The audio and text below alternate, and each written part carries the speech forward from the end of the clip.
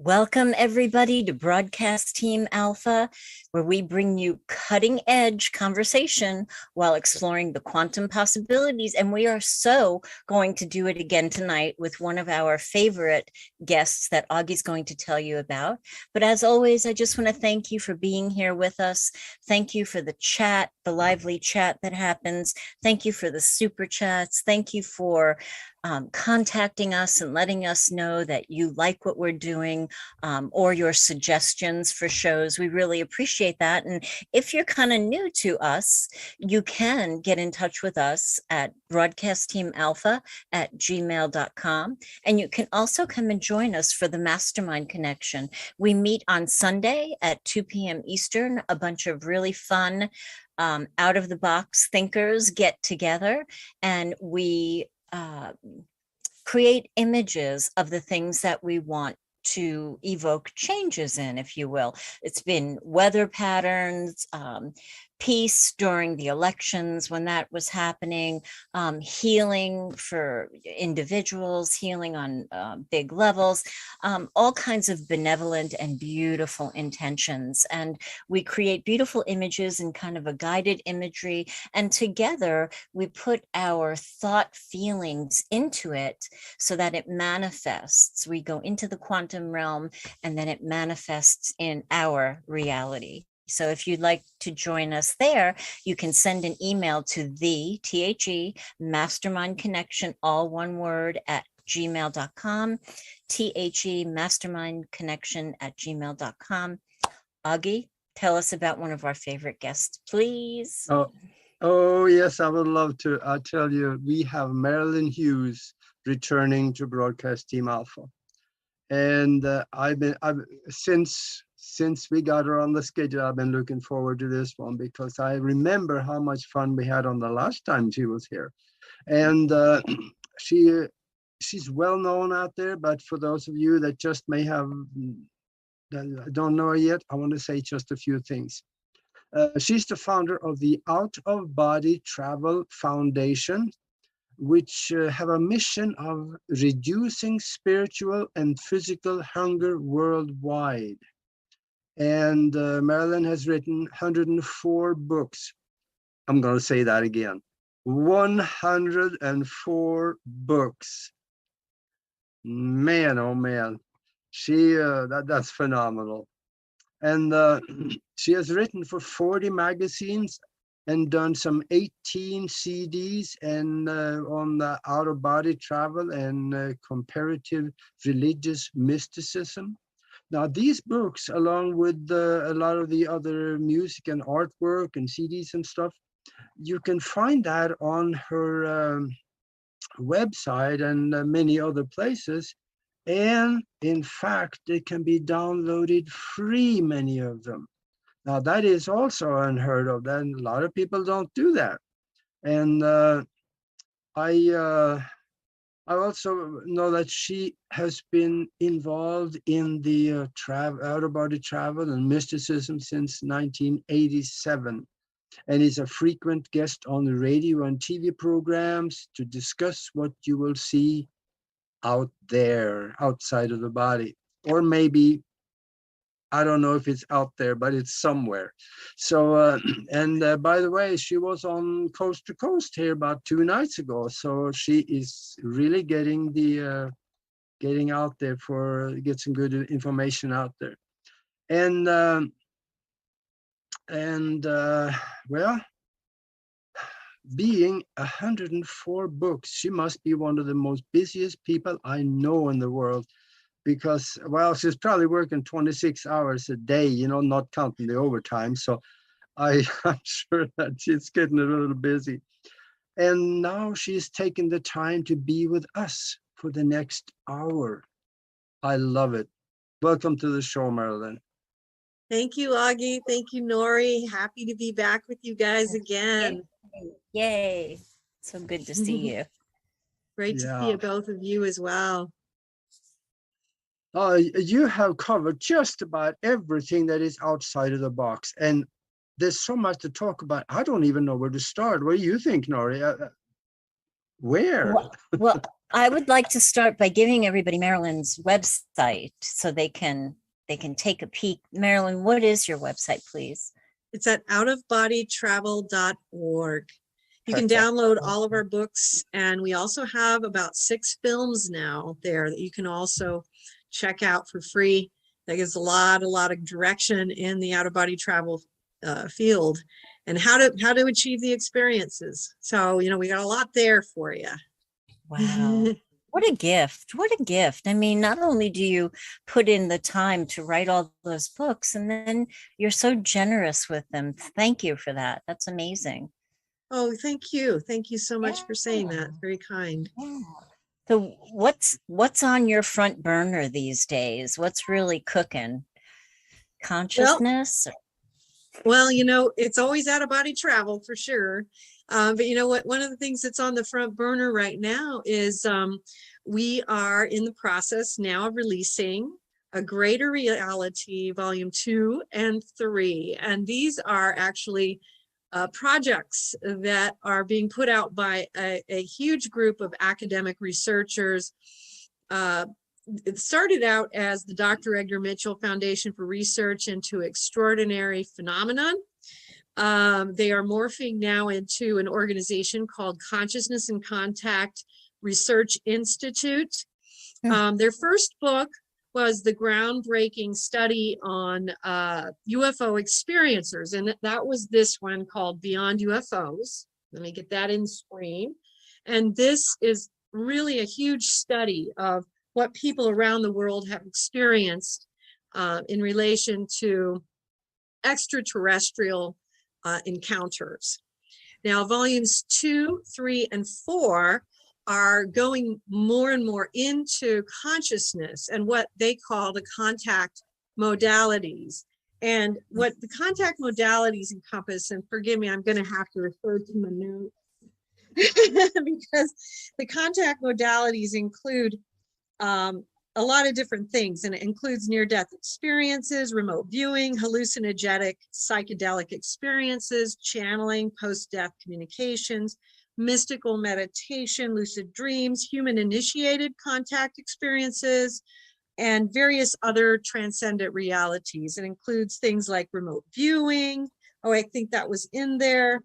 And also, you know, the extraterrestrial experiences that people are having.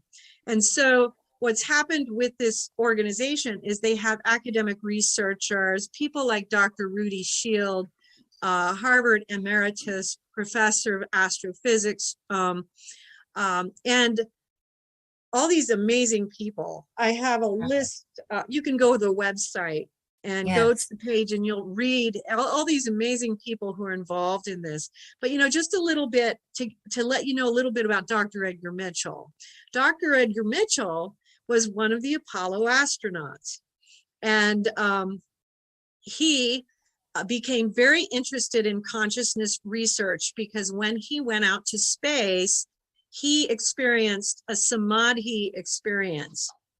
And so when he returned from space, he got involved in all of these studies in the United States and USSR, and this was in the early 1970s.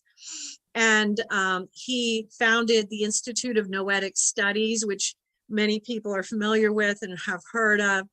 And, you know, not too long ago, shortly before his death, a few years ago, he was involved in founding this organization, the Dr. Edgar Mitchell Foundation for Research into Extraterrestrial or Extraordinary Phenomenon.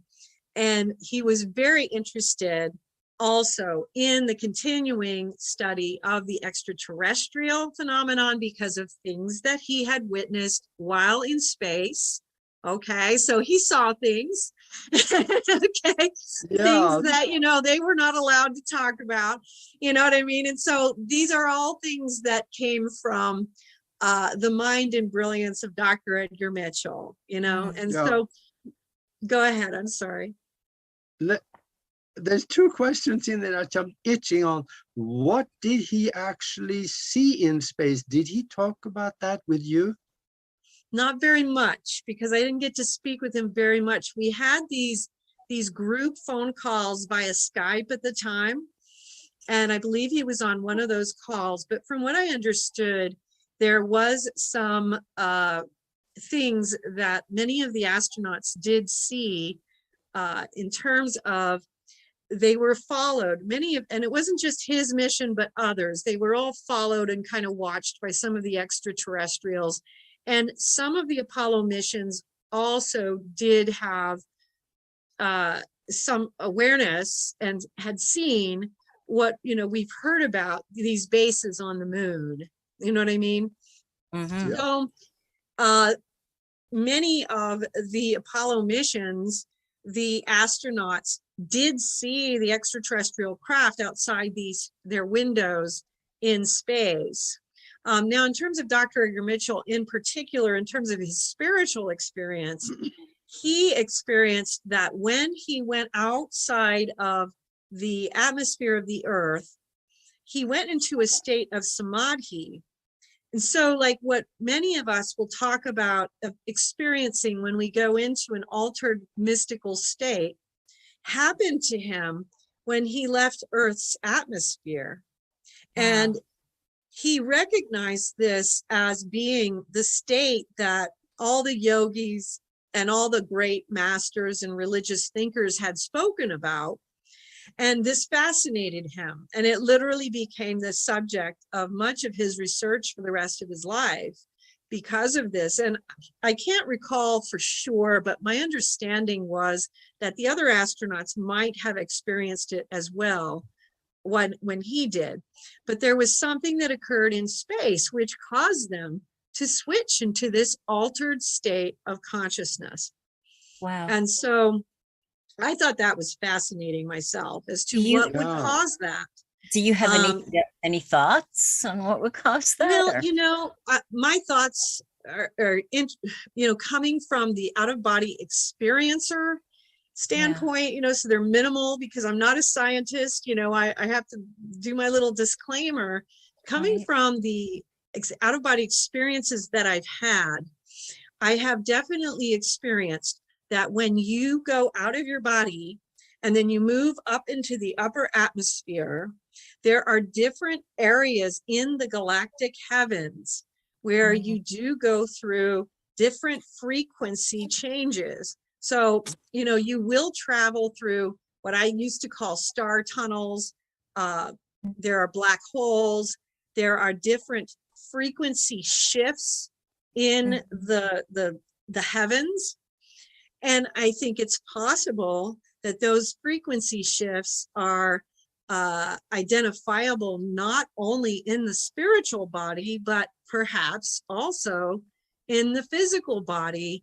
And, but this again is just a theory because I did not experience it. I wasn't there. And it's just a guess based on what I've seen, because when you travel out of body, you will see that these heavenly bodies all have different vibration. They all have a different frequency. And in fact, a big part of our out-of-body experience and the initiations that we will be taken through as we begin to progress in the spiritual journey will involve actually being taken to different heavenly bodies to take in the vibrations of like the star, or the vibrations of the rings of Saturn, the vibrations of the star tunnels, the vibrations of the black hole. And then we have to actually travel through it, because then we go into an alternative universe, which again is an entirely different frequency. And all of these things bring our spirit and soul into a completely different shift of perception. And so my guess would be, well, is it possible that some of those things are even perceptible even in the physical body? And I don't know, but that's what I wonder. Yeah, that's interesting. Yeah. So I can very see fascinating man Dr. Edgar Mitchell was, and had very fascinating experiences. And then he, was very energized to, really do groundbreaking work throughout his life, and, literally until the end. And his work continues through the Institute of Noetic Studies and through this work that's continuing in other work that he started. And so like in this particular series of books that's coming out, it's a 4-volume set of books. Volume 2 is another set of what are called theoretical chapters. So, you know, this first volume that I already showed you was also a set of theoretical chapters, but it contains all of the research that they did, literally having the thousands of people all over the world responding to these surveys about their experiences with extraterrestrial encounters. Volume 2 is theoretical chapters into all of these contact modalities. The chapter that I have written is called Out-of-Body Travel, Astral Travel, and Remote Viewing: Definitions, Similarities, Differences, Spiritual Potential, and Related Hierarchies. And those hierarchies are the angelic hierarchies and the extraterrestrial hierarchies. And it's a very in-depth article chapter on all of these modalities, which are obviously where I've focused my, life's attention. And then in the 3rd and 4th volume, those will be experiencer chapter books, where people who have had experiences in these modalities will share their experiences. And I wrote a chapter for volume 3, which is called The Progression of Out-of-Body Experiences, which details how out-of-body experiences begins and how it evolves, how it becomes a spiritual evolution of the soul. And it goes into great detail as to how out-of-body travel is not just a paranormal event. It is the beginning of an evolutionary leap for an individual soul. And so it goes into quite a bit of detail, showing you what its actual potential contains, which is so much more than people realize. And that's what I really want people to grab a hold of and quantify. And you can read both of these chapters at my website. They're downloadable for free. So outofbodytravel.org, they're available now.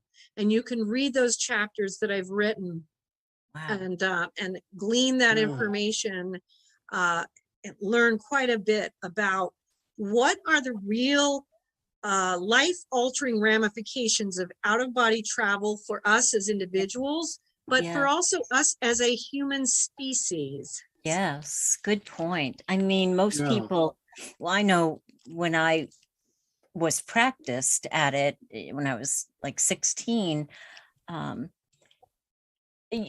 I was so focused on what was happening and, am I doing it right? And of course, I felt like I didn't do it right one time and just closed the book on all of it. But I love what you said. It's not just the thing that's happening there. It's an evolutionary leap for the soul. That's huge. That's huge. It is. It is. And, I'm always trying to point out to people too, that it actually has this accelerative potential. The thing about out-of-body travel that is so unique is that, as human beings, we can spend literally decades trying to just figure out, well, what am I supposed to do next, right? Don't we all do that? Yes. And I do it too, we're not immune just because we have them, Now what? So we do that. But what happens with out-of-body travel is it creates this conduit wherein the heavens have a way to communicate to us very directly and energetically what exactly it is that we're missing. And so we are instructed in a way that is very direct and very clear. So something that we might not be able to comprehend for literally years or decades, we can get in one night because we are immersed in it energetically. And all of a sudden it's like, I understand. I Wow. understand what I'm doing incorrectly here. And now I can go from this and I can get a thrust out of this, a spiritual Yeah. thrust. And this is how we can truly accelerate our spiritual journey, because we are literally cutting off all this time where we're kind of just piddling away, trying to figure out, Right. well, what is it that we're doing? We Right. accelerate instead. Love it. I love that. Wow. That just opened up a whole new way of thinking for me. That's awesome. Thank you so much. You're welcome. You're welcome. And it gets people a little bit of a preview of what is outside of the locked up consciousness that we think we have here. Right. Now it's expanded, and it gets us a little preview of what's out there, because sooner or later the rumor on the street is that, we're going to be out there anyway. But this gives us a little preview of what we will go through in order to get where we're going later, probably. No, that is such an excellent point. And what happens as well is that we don't realize that by going through these initiations and ritual passages now, we actually, speed up the process and make it a little easier for ourselves when we do cross over, because we're actually going through some of that stuff now, rather than like just leaving it all for that moment of death. Right. We're already preparing, so we're preparing in life. But what we're not realizing is that right, that too are a continuing circular motion. They all move together, and that when we separate them is when they're not moving well. When we bring them together and realize that the motion from both worlds is an absolute necessity in order for things to move according to their perfect motion. That's when knowledge and wisdom can occur and descend. It's, when we actually say, oh no, I'll deal with that when I die. That's when we're cutting off. We're cutting it off. And we don't realize that's actually limiting the ability of this life to serve its purpose. Wow. Because both of them have to be united. It has to work together. They cannot be separated. If they are, our purpose and our potential here becomes very flattened, very limited. Yeah. Another thing that I noticed is that once you're able to get out of the body, and I guess by the time you're comfortable being out there, you will when you get back, you will lose all fear of death. Absolutely, that does happen. It's gone, because you know what is out there. You can communicate with other entities and hear their experiences and stuff, or feel them. Actually, it's more like a knowing. But death is a non-issue. Yes. Well, Greg in the chat room first, I want to say thank you. Thank you, Margaret, for the super chat. You're so sweet. Thank you so much. Greg said, I'm not afraid of death. I'm afraid of suffering prior to death. Now, I don't think suffering is mandatory in every death. I mean, I know Greg is a nurse, and we've seen a lot of people die as nurses. But I don't think that's necessary. Do you? Well, I think I think what I would say, especially if Greg is a nurse, I'd say to Greg, I think it's very common for people. I've heard that from a lot of people. Many of us are more afraid of what we might go through in the dying process than actually what happens after. And I think it's okay for us to acknowledge that that could be difficult. We've all seen it. We've all watched people we love go through difficult things. And I think it's okay to acknowledge that does happen. And we don't know how we're going to go. Right. And I think that none of us, we'd all prefer the let's die in our chair, in the middle of the night, falling asleep. That'd be great, but I think that's like 2 or 3% deaths occur that way. So, in there's a song about reality, that. most of us probably will have a different kind of death. Some of us will have accidents and some of us will have illnesses. And so the best way that we can prepare and deal with that is to learn and be compassion to one another. And hopefully in doing this to one another, we create a circle of love, because we are a circle of life. And, it's not easy coming into the world. Giving birth is difficult. It's not easy going out of the world. A lot of the time it's difficult going out of the world.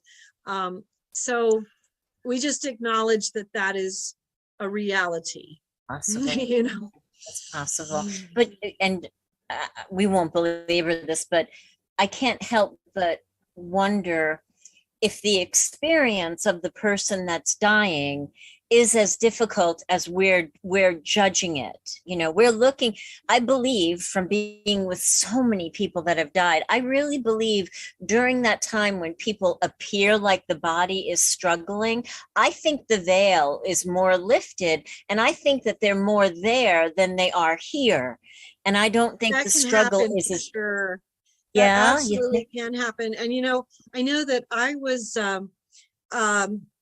long story, but I'll give you the short version. I was considered terminally ill for quite a long time. It started in the year 2000. I had cardiomyopathy, heart failure. I was supposed to, heart transplant, all that stuff. Never ended up needing one. Had an amazing near-death experience. Ended up getting healed. Long story. But I can tell you that I was very ill for a good 15 years. I was on a lot of medication, went through a lot of things. And what I discovered was it was difficult. There was suffering, but it was more difficult for people to watch it than it was for me to experience it. Good. And, I experienced so many beautiful things as a result, because there is a when you are very close to death, you're very close to what I call the borderlands, and so you're riding that veil. And I was always, it was like while I was bedridden, it was like, I can't tell you how often I would just be opening my eyes and I would be seeing the most beautiful things. I remember opening my eyes in bed and looking towards my door and seeing this beautiful staircase, this galactic staircase that was going up into the galactic heavens. I painted it. It was so beautiful. And, and my, the people who went, my family has shared with me the difficulties of having to watch.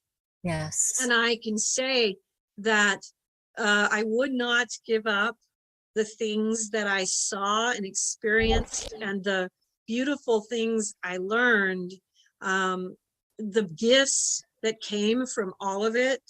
I would not give it up for anything. So there is a gift even in suffering that I think is lost to us sometimes. We forget that there is purpose to the human experience, both the positive and the negative that we perceive as negative. And I personally felt that there was so much to be learned and gained and so much wisdom to be had by riding the borderlands for 15 years. Wow. It was just a wonderful, beautiful adventure, and something that, the people around could not see. But when I would open my eyes, and maybe what they were seeing was my pain-racked body being bedridden at the time, and what I was seeing was this beautiful staircase to heaven going, oh my gosh, how beautiful. You know what I mean? Yeah, Where is that painting, Marilyn? Where is that painting? Oh my goodness. I wish I had it nearby. It's in my garage. It's not on your website anywhere? Oh my goodness. It is on my website. Is I have it? all Okay. my paintings on my website. You can go there and go to the music page, because I have a bunch of music that I heard in my out-of-body experiences that you can all listen to for free as well, and also my paintings. I painted a lot of Amazing. things I saw. I'm not a Okay. great painter, but I did the best I could. You Oh, know? awesome. That sounds Awesome. wonderful. I see now that we are at the bottom of the hour, and we have a 1-minute video that we are going to show you, the listeners and the viewers, and maybe afterwards we can get Nori's comment also. So Mac, just go ahead and run the video.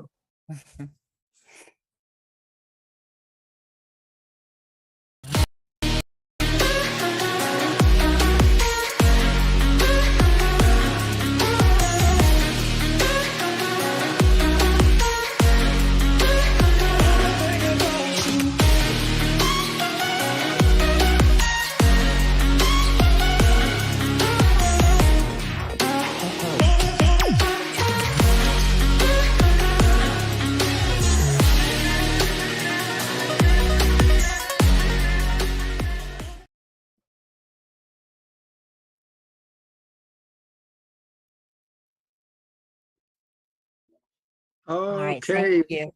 So, just a little heads up about that. The name of this new show that we're going to be doing, it's going to run parallel, right, with our Tuesday night show, Broadcasting Alpha. It's all under the Broadcasting Alpha umbrella, but it's going to be called Quantum Health and Lifestyle with Nori. And you see a lot of people, working their body in the video clip, but it's not just about that, right? It is very much about living in this body, because that's what we chose to dwell in, right, during this incarnation.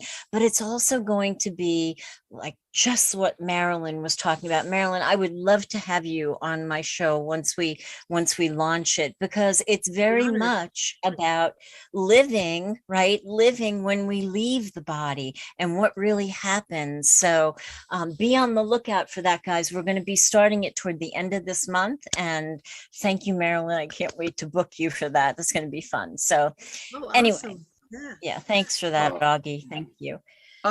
I got something that I've been itching to talk to you about again, and because somebody asked me to ask you, because they found out that you're going to be on the show, and they asked me, could you ask her about what have extraterrestrials for spiritual awareness, or is there religions involved, or what do they believe in? That's what he asked me.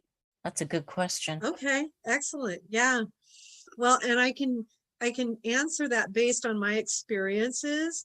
And so I'm sure there's always a lot more than what I've seen and experienced, because I've definitely learned over the years that, the universe is so infinite and so amazingly huge that you can only speak to what you've seen, because there's always so much more. But I can speak to what I've seen. And what I've seen is that in relation to the extraterrestrials, you have as many species as there, just as there are like on Earth, you know what I mean? So we have so many different species on Earth. We have our humans, and we have all these animal species. In the extraterrestrial environment, you have the same type of thing. You have extraterrestrials that are similar to us, where they are mortal beings who have the battles between goodness and evil going on inside themselves. You have extraterrestrials who are of a slightly higher spiritual vibration than us, but not that much higher. And then you have the ones that are significantly higher than us. And those ones, interestingly, are of such a high vibration that it's very hard to quantify for us as humans. But when you experience them, you're going to experience them vibrationally. What happens is they will come to see you, and they will want you to experience their vibration. So first of all, you're going to just be kind of like awestruck by their presence. because they are coming in and they are already so far beyond what we are able to comprehend. And very often the next step is going to be that they're going to come over and they're going to communicate. They're going to come over and they're going to embrace you so that you can enter into their vibration. And when you do that, depending on the race, then you will like almost embody and see. So I'll just give you one particular race. There's this one race that comes from so far out. I have no idea where they are, that it's just so far beyond us. And they're such a high light emanation. And when this being embraced me, I was projected immediately to his world. And it was such a high emanation of love. And it was just so bright there. It was so bright. It was so wonderful. It was all peace. Everything was pure harmony, pure bliss. This is a world that is not dealing like with the mortal world issues that we have. This is a world that is in the higher, finer frequencies of light. And it was so beautiful. And I was just so happy to be there. And then when he allowed me to come back, I was just like, can I please just stay there? Can I? And I just wasn't allowed, I was like, no, you plebeian, just enjoy your moment, you know what I mean? But, he wasn't actually that way. I was making a joke, but he was very, very kind and very compassionate. But he was just so far beyond us. And then there are these others. There are all of these different types of vibrational fields. And there's the Pleadians, who are very, very much where when they come in, and the Pleadians have been very much around the earth because they are much more where they guardian over us. Yes. And when you see them, you usually see them in conjunction with these huge motherships. And when you see those huge motherships, it's like this loud rumbling that's coming in, and it's like so majestic. There's a vibration to it. It's like you're like taken aback by it.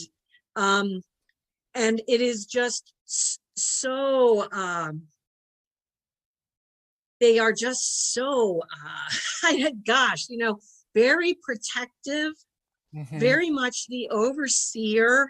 They, I started seeing them in the early 1990s, and they were concerned then about the warring nature of humanity.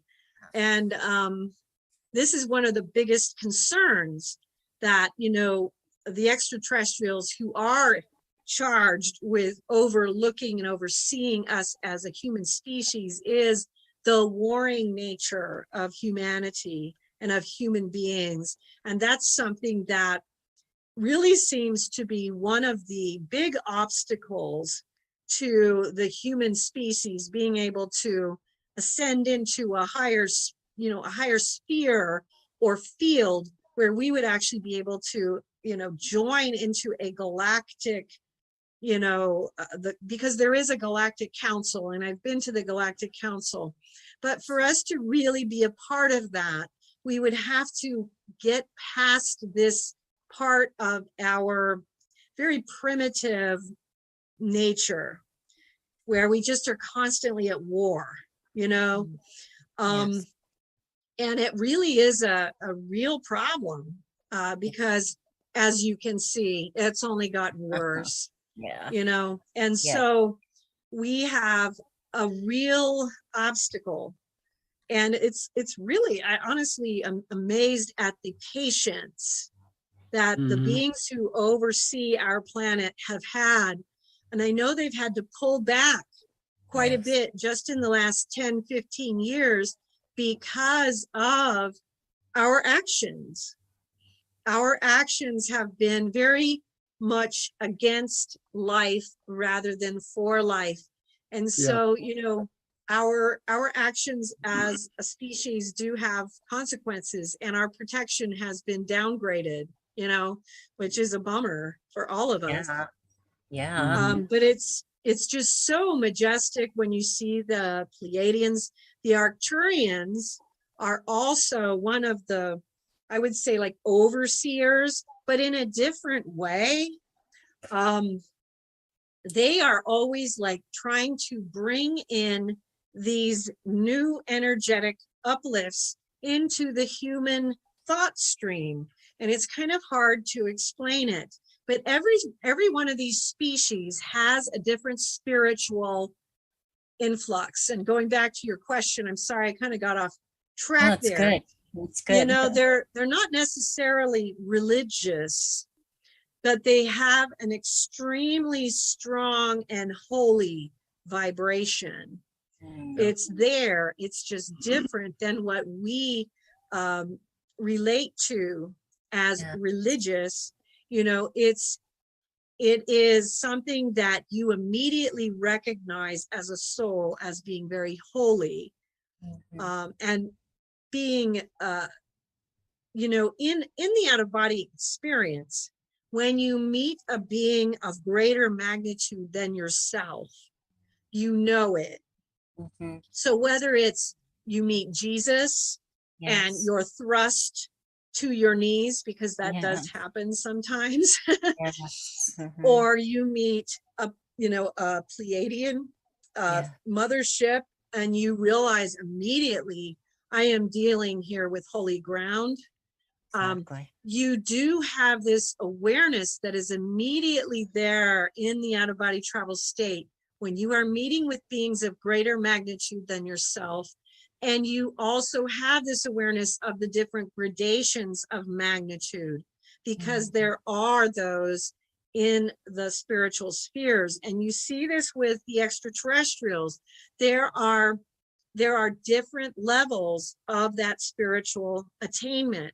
So there are different species there are some, like this one I mentioned at the beginning, which is just, you know, they would literally be the ascended masters, but so far beyond what we know as an ascended master, the ascended masters of the universe.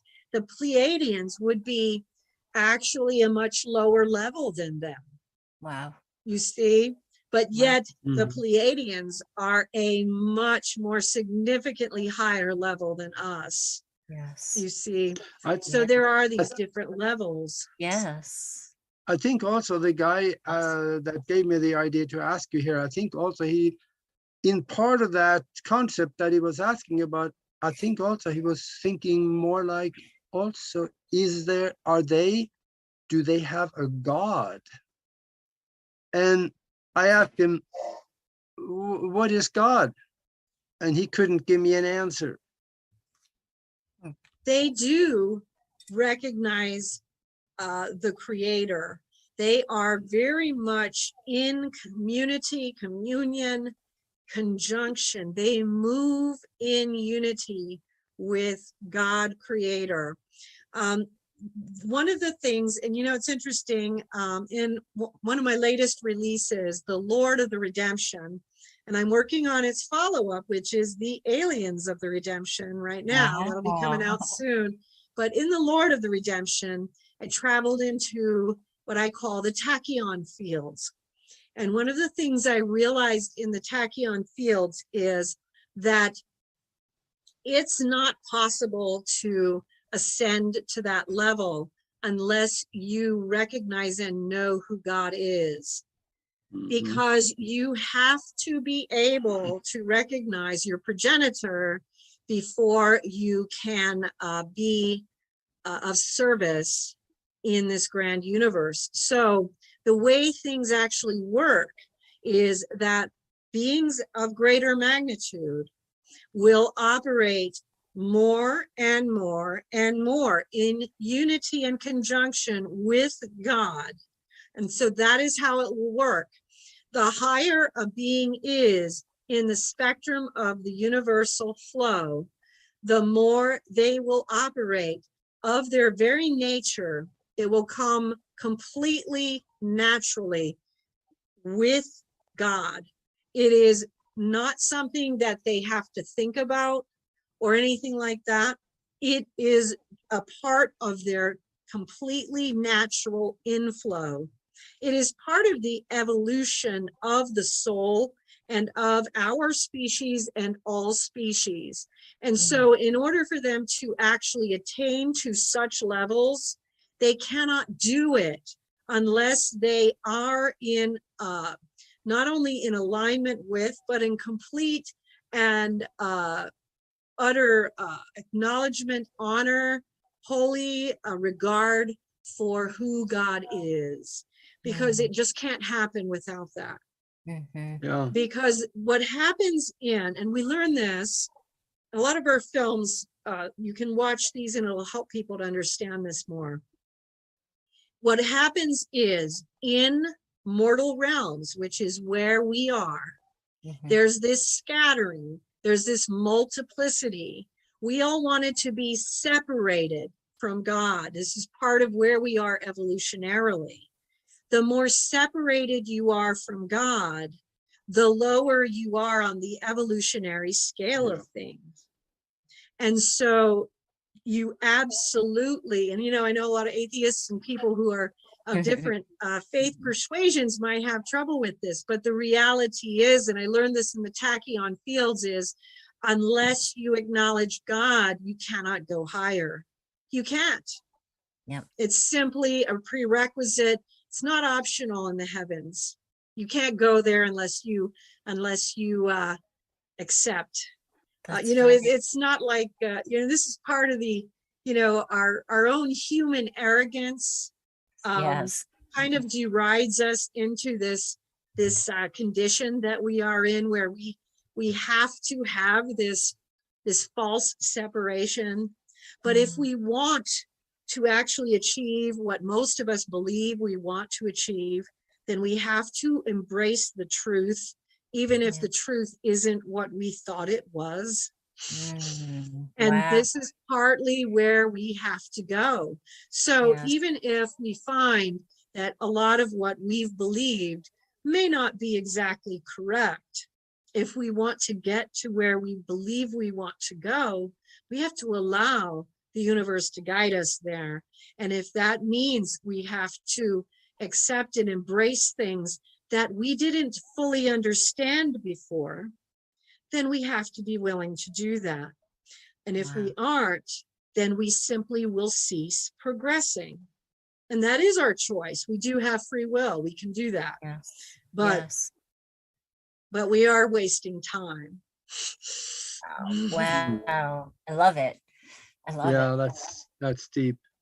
So then, in our terms of expressions, if we was in the presence of some, let's say, call it archangel, that showed up as a light being, for people that wouldn't know much, they would consider that to be a god, possibly.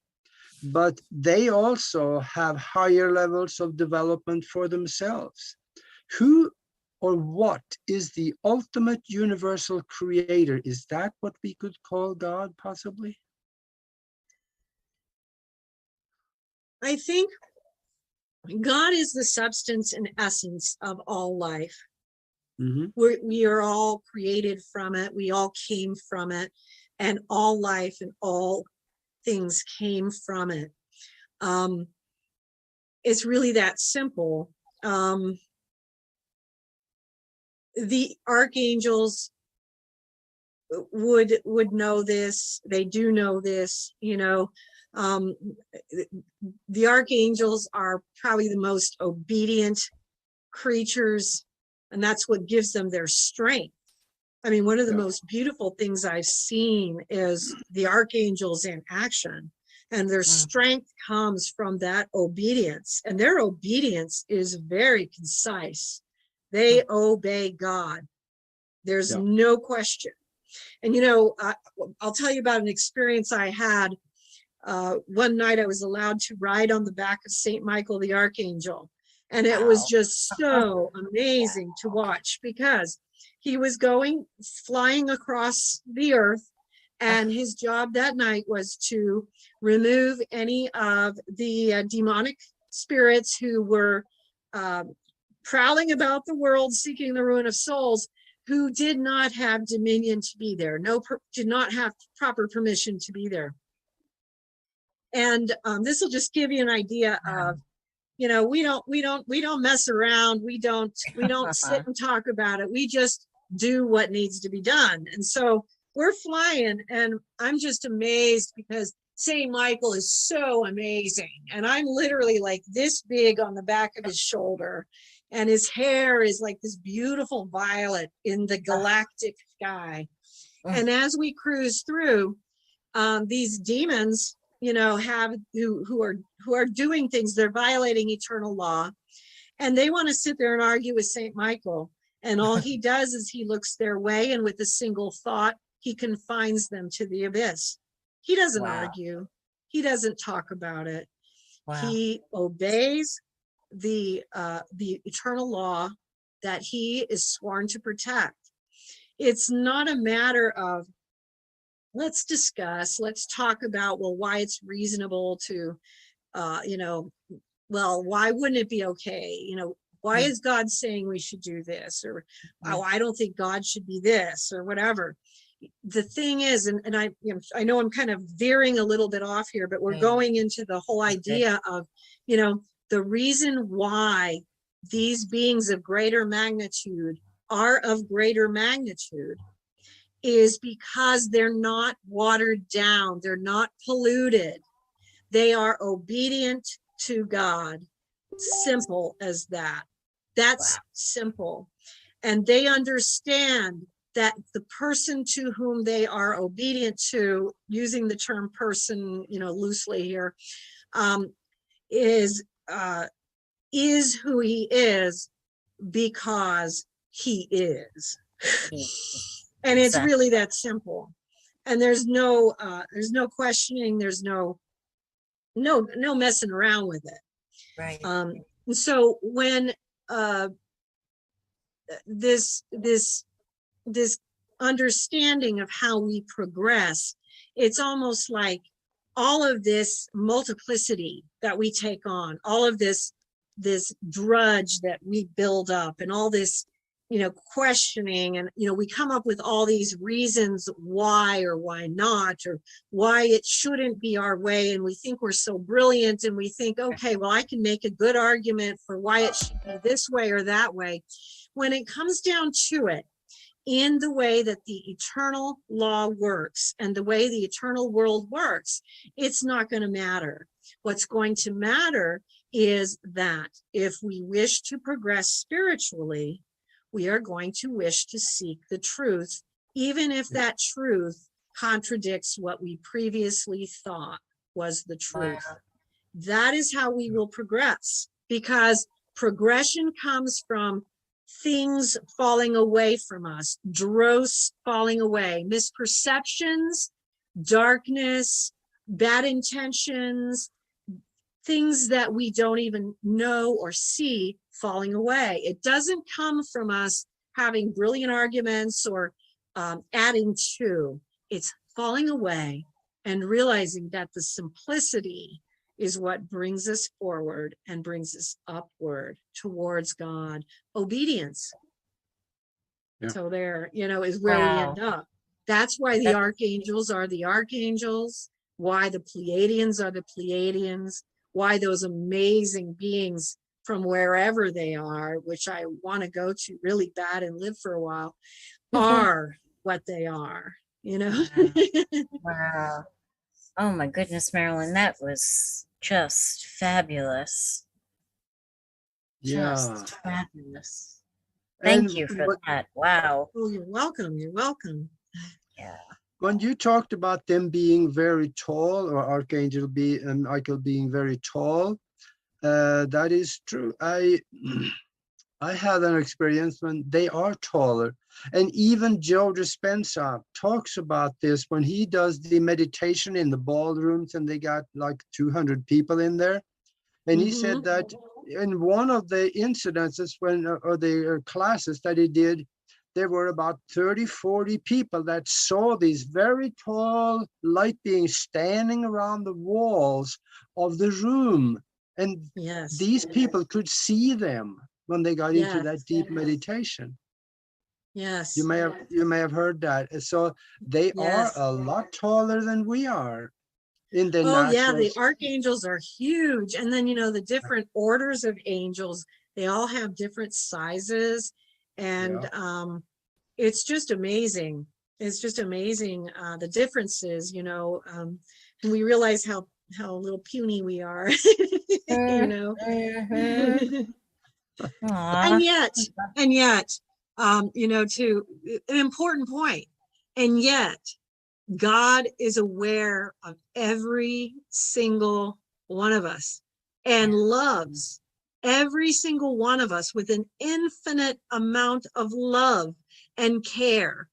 You know, just telling you quickly about an experience I had years ago where I was taken to the throne room of God, and I was allowed to observe and be a part of the workings of God and the mind of God for the night.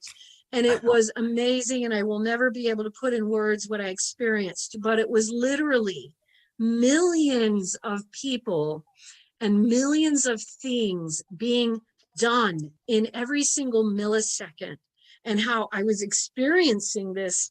And it was, he was tending to a person here, a person here, a person here, a person here, a person here, and all these needs all at the same time. There was nobody forgotten. There was no one left untended. It was a beautiful thing. It was an amazing thing. It was an incomprehensible thing. And so, you know, there is this balance that we all want to remember here, that in realizing our smallness, we also want to remember that even so, there is this great mystery about this grand love that I've experienced, but so have thousands of people with near-death experiences and many, many others with out-of-body experiences. This mystery of the love of God, this unconditional love that comes down on every one of us for every human soul and every sparrow that falls. And it's real. And I'm telling you, it is real. It is not just for one or for a few. It is truly real for every single soul. And as incomprehensible as it is to us, it exists and it's real. And somehow in that throne room of God, I was able to see that even though we can't do it or comprehend it, God is capable of being aware of all of us and all of our needs all at the same time. And it was amazing. And so it's so important to remember that that love still remains. Yes. It's always there. It's just an amazing thing. Yeah. And yet, you know, so It's huge. it is, Wow. it's huge, Yeah. because it's an amazing thing that God reaches to each and every one of us in this way. And that all we have to do is say, yes, I'm open. Exactly. What a gift.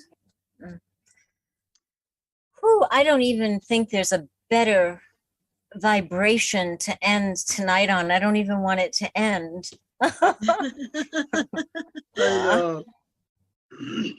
Yeah. chances are there is something to what Albert Einstein said when he said that I have studied the universe more than most, and I have found that the whole universe is made from the vibration of love. Yes. Yes, absolutely. And you know, it's interesting. I have found so many quotes from Albert Einstein that have convinced me that he was a mystic. Yeah. Absolutely. Yeah, Absolutely. he was. Yep. Yes. Absolutely. Yeah. Oh. So Augie, why don't you ask Marilyn, your famous question before we close. Oh yeah, that's a good one. Okay, Marilyn, if you could speak to the whole world and the world was listening, what would you tell them? I would tell them, grab the golden key. Out-of-body travel is the golden key. And it's, we're all reaching for pretty much the same things. Everyone wants to know why they're here, what they came here to do. Out-of-body travel provides those answers. It's the golden key. Be open to it. You don't have to experience it. You can even just benefit from reading about other people's experiences. So be open to that golden key. Take the journey. Love it. Yeah. And out-of-body travel is not that hard to learn. So let them know again where they can go and learn. Outofbodytravel.org, and make sure you go to our YouTube channel, watch our film, How to Have an Out-of-Body Experience. That'll get you going. And also, we've got lots of books to get you going as well. Fantastic. Thank you so much. Thank Thank you. you It's so great very seeing much. you guys again. So good. Thank you. Yeah. Thank you. Thank you. It was awesome being here. Really good. Thank you. Thank you.